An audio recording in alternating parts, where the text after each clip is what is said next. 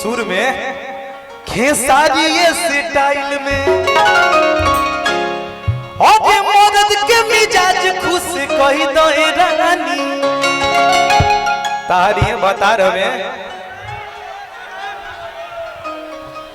मदद के मिजाज खुश कही दो रानी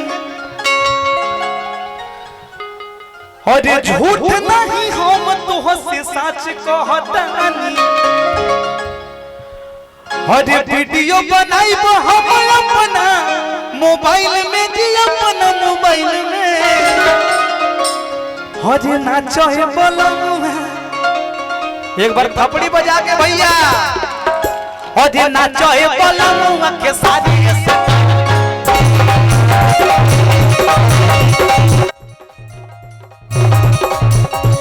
नाचो है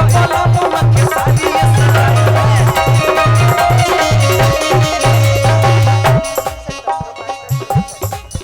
मां Sharde teaching centre proprietor Shailesh sir के तरफ से बहुत बहुत रुपए का पुरस्कार कहना है।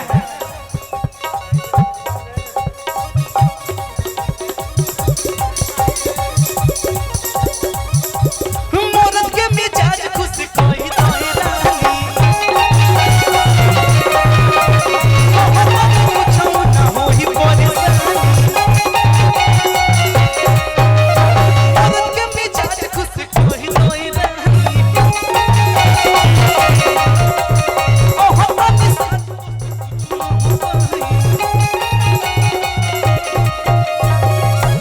हमारे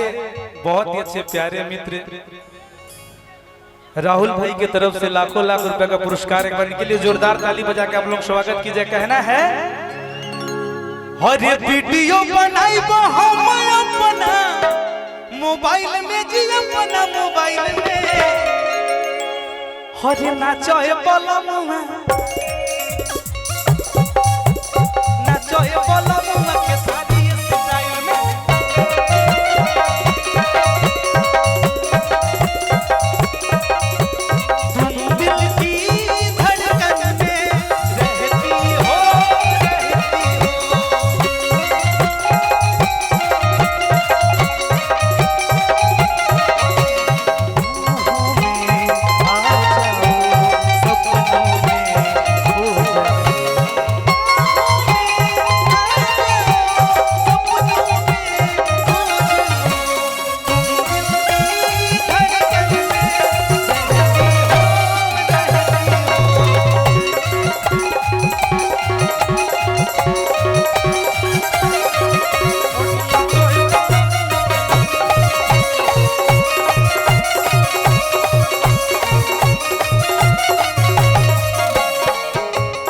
कहे के बाद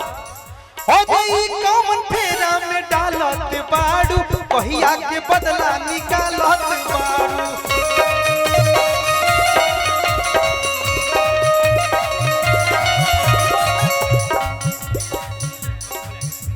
सुनील भैया के तरफ से बहुत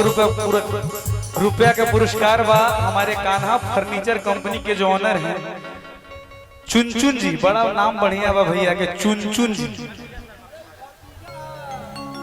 तो आप चचा हैं। अरे की 100 एकड़ की जमीन है मेरे चाचा की, गांव के प्रधान है मेरे चाचा जी, कि देखने में सुंदर है, मोछ इनका सुंदर है, गमछा इनका सुंदर है, पूरा पर्सनालिटी इनका सुंदर है। लेकिन रौरा पे वो गाना सेट करता पता बा कवन और ये फिल्म के सारा कमीनिया ये क्या आपका बिजनेस क्या है ट्रेवल के और ये ट्रेवल के सारा कमीनिया सब दुनिया के जाके दिले बड़ा चाची कहतारी कि काहे हमरा से झूठ बोलता और तू नचनिए लाडेरा ले ले बाड़ा ना देखने में लग रहे हैं कि मोरे जवानिया में। कैमरामैन फोकस कीजिए। रउआ संग फोटो लगाई प्रोफाइल में लगाई प्रोफाइल में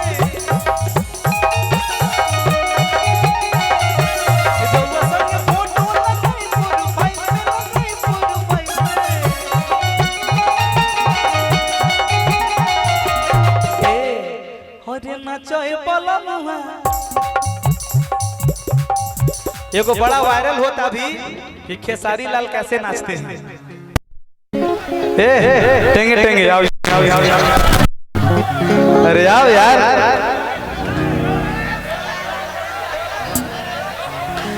हद की निरहु रहे बीमार करियवा सटल रहे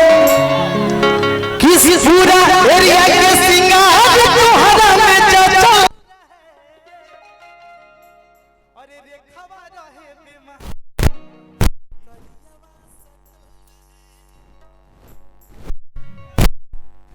गिरौआ संग फोटो लगाई प्रोफाइल में लगाई प्रोफाइल में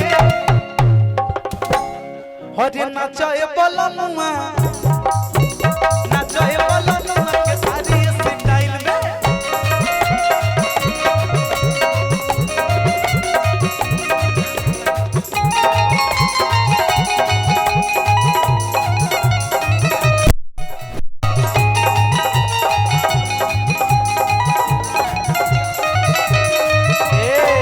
भैया माँ पार्वती से